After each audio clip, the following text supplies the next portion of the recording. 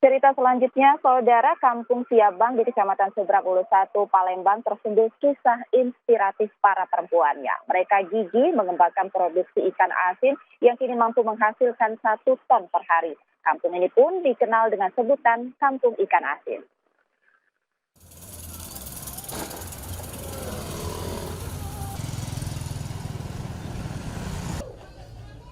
Di Kampung Siabang, Jalan Kiai Haji Ashari, Lorong Keramat 5 Ulu, Seberang Ulu 1, Palembang, aroma asin gurih menyeruak di antara rumah-rumah sederhana.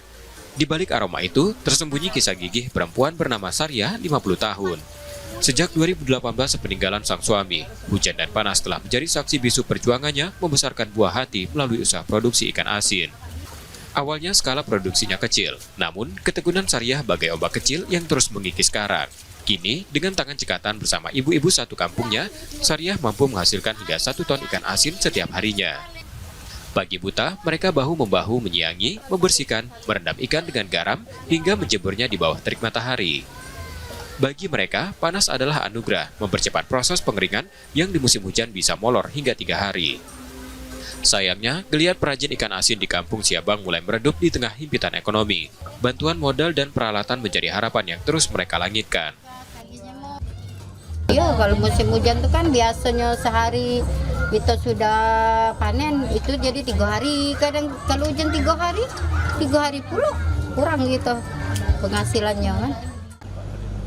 Secerca asah kini hadir. Rencananya akan hadir koperasi di setiap kelurahan dan kecamatan. Jadi sudah dibentuk Koperasi Merah Putih Kelurahan 5 Ulu, dan insya Allah ini juga bisa menampung dan menggeliatkan juga daripada Kampung Siabang ini. Nah, informasi kan akan dapat bantuan pinjaman modal, juga seperti sarana prasarana seperti truk kan.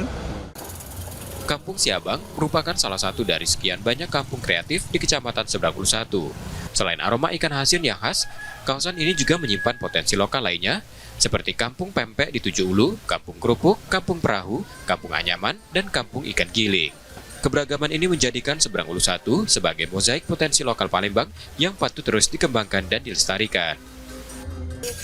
Muhammad Reza Pahlevi, Kompas TV, Palembang, Sumatera Selatan.